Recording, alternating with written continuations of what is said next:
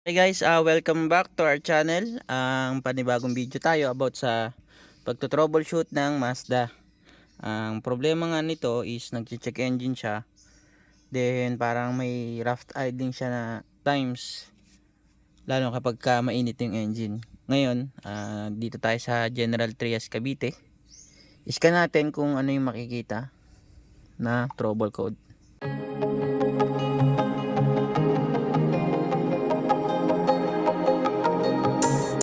Okay mga katrame, nandito ngayon tayo sa Pampanga.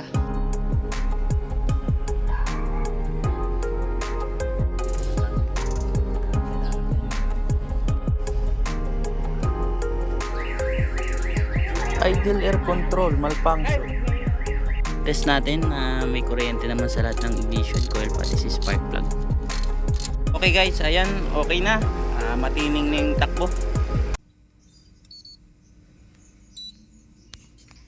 Ayan, high speed scan tayo para mas mabilis. Ayan, madaming lumabas. Check muna natin yung PCM. Internal Control Module Torque Calculation. Tapos sa TCM,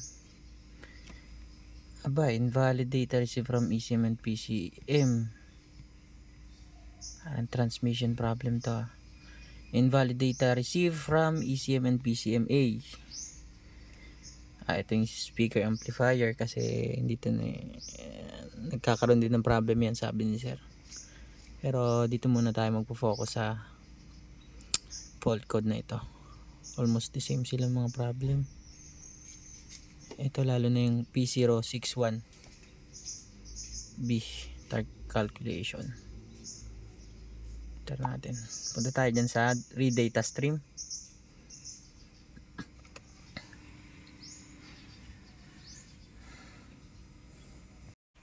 Ayan, data stream tayo. Start natin. Select all.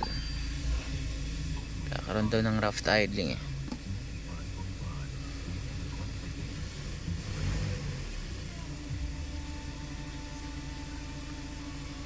Di base dito sa wala naman siya misfiring kahit anong rev natin, no? Then electronic RPM nya 800.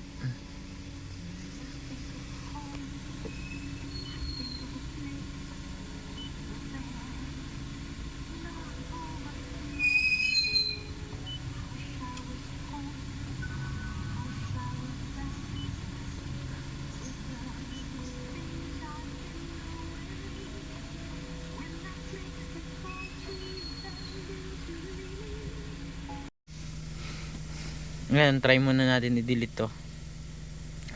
More on PCM and ECM ang lumalabas. Clear codes natin. Turn right toward 4th Street, then turn right onto 4th Street. Head south toward 1st Street, then turn left onto 1st Street.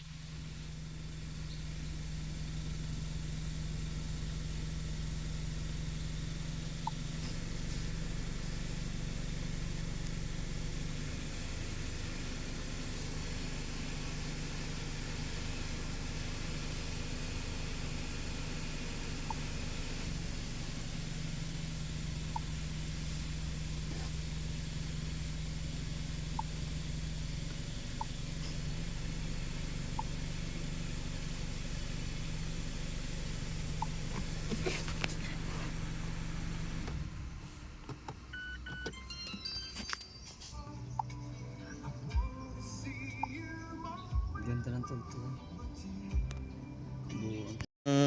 Try naman natin linisan dito is yung map sensor. Kasi nung tinanggal yung air cleaner, nawala yung check engine, pero naka-stored yung trouble codes dun sa computer. Ngayon, after natin malinisan, obserbahan natin. Ayan, nagtanggal lang tayo ng battery, negative. Then, yan, tanggal tayo, Phillips screw lang yan, dalawa. Di ba nilinis na natin?